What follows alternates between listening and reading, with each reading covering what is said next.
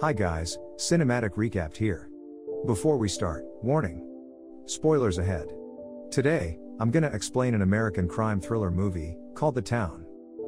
A narrative states that the neighborhood of Charlestown is known to have produced more bank robbers than anywhere else in the world. One morning, in a van, 4 lifelong friends are on a briefing to rob a bank. Their names are Doug, who is the mastermind behind their plans, Jem, Glonsey, and Des. Doug tells the others to remember the details without fail when they carry out the robbery. When a guard enters the bank, the robbers use the opportunity to enter with him, taking control of the situation inside. Everyone is told to lie down while their cell phones are taken. After they empty the cash register, Jem orders the manager, Claire, to open the vault. Although she is nervous at first, they finally make it in after Doug calms her down. They quickly take all the money and destroy the evidence by microwaving security cameras footage and pouring bleach all over the place.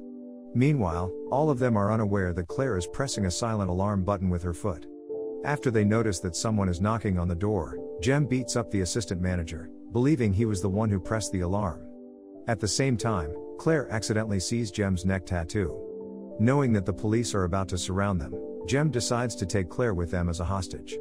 When they escape in the van, they blindfold her before taking off their masks. Once they are far enough from the bank, Claire is released unharmed on the beach as the robbers do not need her anymore. After a while, the crime scene is taken over by the FBI, with Special Agent Adam Frawley in charge. Based on his examination, he explains that this robbery was carried out by professionals. He is also amazed by the condition of the crime scene, which was completely clean without a trace, not even fingerprints were left behind. The following day, the robbers gather to discuss Jem's awful idea of taking a hostage. When Jem arrives, he tells the others that Claire's ID was left in their van. From her ID, they learn that Claire lives nearby, so she will often see him in the neighborhood. Therefore, Jem frantically plans to eliminate Claire as a witness, but Doug forbids him and says that he will be the one to take over the problem, especially since he cannot believe how violent Jem has been lately. On the other hand, Frawley is interrogating Claire, who tells him the little she knows and omits the tattoo detail because the robbers have threatened to kill her if she gives any information about them to the FBI. However, Frawley still hopes that she can cooperate in order to catch the robbers. Soon, Doug and Jem are going around the neighborhood making all the necessary payments to their gun dealer, their car dealer, and their boss, Fergie, whose front is a florist's. While the 4 of them are having a drink at the bar, they are approached by Chris, Jem's sister, who is also a single mother. Turns out she and Doug used to be together, but now Doug does not want anything from her anymore, and he ends up leaving the bar. The next morning, Doug starts following Claire from afar and enters a laundromat after her. As he slowly approaches her, Claire suddenly bursts into tears because she finds faded blood stains on her shirts. Thus, Doug uses the chance to make contact, pretending to comfort her. Claire finally tells him that she is having a really bad week, and that she is still traumatized to this day after experiencing a robbery at work. When she calms down, Doug introduces himself and invites her to dinner to make her feel better. Since Claire thinks he is a good person, she accepts his invitation. That night at a restaurant, the two chat and bond, although Doug lies by telling her that he works in construction and that his dad lives in the suburbs instead of being in prison. After dinner, he takes her on a boat ride, where Claire suddenly asks him about all the bank robbers who live in Charlestown, to which he replies that the stories are exaggerated. The next day, Jem meets Doug at a diner, where Doug says that he has Claire under control, so she does not need to be killed. Later, Frawley invites Claire for lunch to ask her some more questions while trying to flirt with her, but she mentions that she is already seeing someone. Meanwhile, a romance starts growing between Doug and Claire, which Doug hides from his gang. When they go out together, Claire admits that she is working with the FBI, and Doug pretends to simply curious to find out how much she has told the police, asking her if they have any possible suspects. She also tells him that she saw a tattoo on one of the robbers, but luckily she has not informed the FBI about this. Since then, Doug realizes that she can identify Jem, allowing the gang to be sent to prison. Therefore, he dissuades her by telling her if she tells the police, they will put her in witness protection and send her to live in another state. In return, he tells of his life in search of his long-lost mother, who he believes went to live with his aunt in Florida. He also almost became a professional hockey player, which he left to follow in his father's footsteps.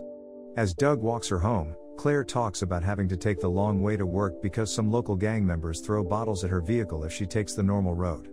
Because of this, an irritated Doug picks up Jem to confront the gang after finding out where they live. Doug only beats them up and spreads some drugs, telling them to leave within a week. However, Jem goes too far and shoots the guy's leg before taking off his mask. On their way home, Doug says that he is not happy to see what Jem did just now. Elsewhere, Frawley finds Dez's file from his assistant. After checking some of his criminal records, he suspects Dez to be a member of the robbers. Because of that, they stalk him into a family barbecue and finally discover the identities of the whole gang, though they still need more evidence to catch them.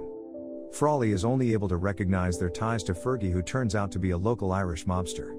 From that day on, he orders his agents to keep an eye on all of them.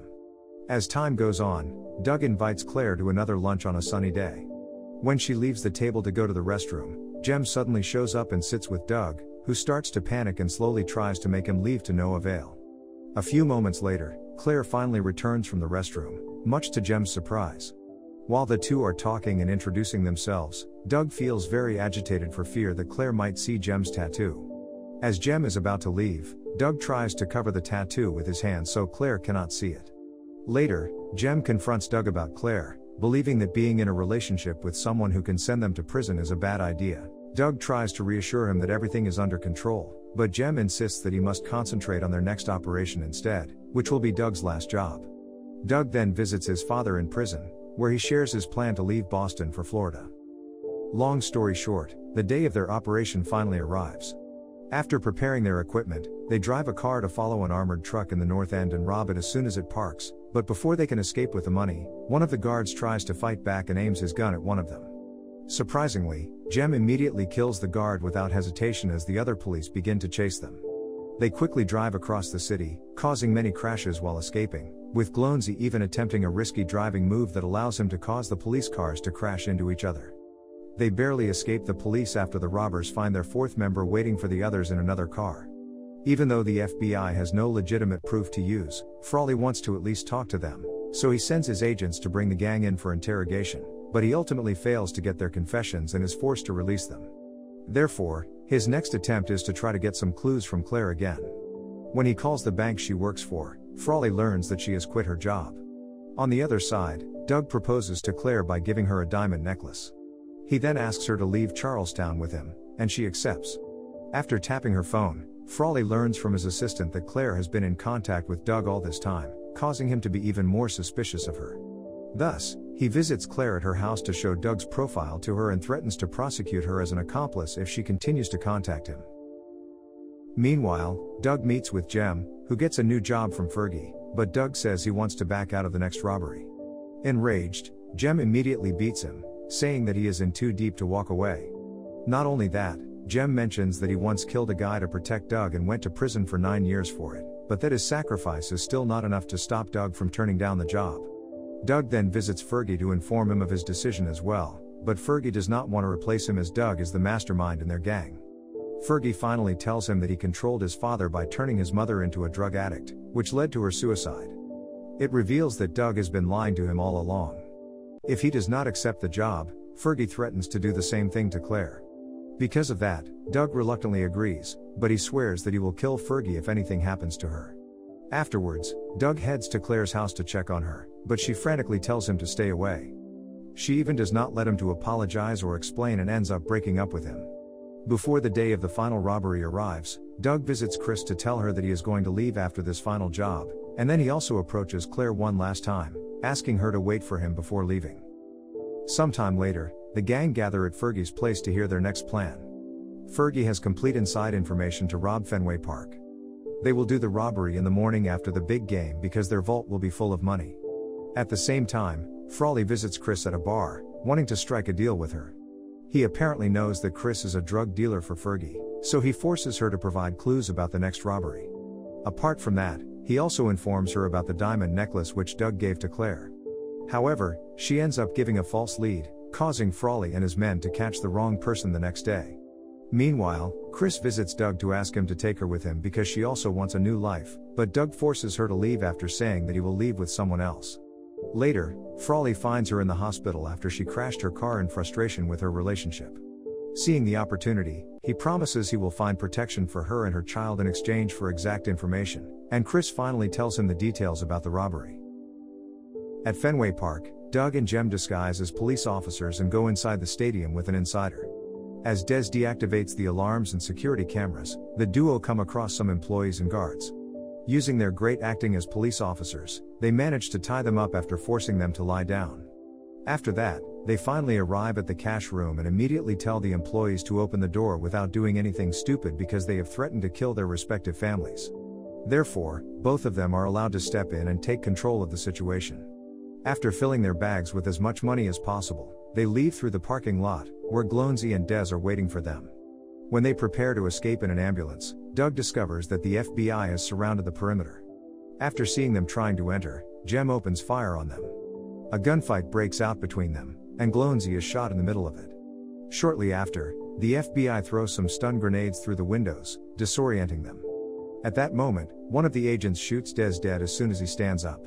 As the FBI puts more pressure on them, Glownsy decides to come up with an insane plan. He will drive out with the ambulance and keep the FBI's attention on him while Doug and Jem change back to their police costumes and then casually walk away through the main door because the FBI will not be looking for police officers. Glownsy makes it through several blocks, until a sniper kills him by shooting him on the head. On the other hand, Doug and Jem has successfully changed into their police costumes and easily escape by mingling with the other police officers. Unfortunately, one of the FBI agents receives an information from the employees inside who say that have been ambushed by two men wearing police uniforms. Because of this, Frawley starts looking around for police officers who are behaving suspiciously. He then notices Jem walking briskly with a big bag over his shoulder. As soon as his name is called by Frawley, Jem immediately opens fire on him, but then he is surrounded by the FBI and police officers while Doug can only watch him from across the street. Furthermore, Frawley manages to shoot Jem, injuring his leg.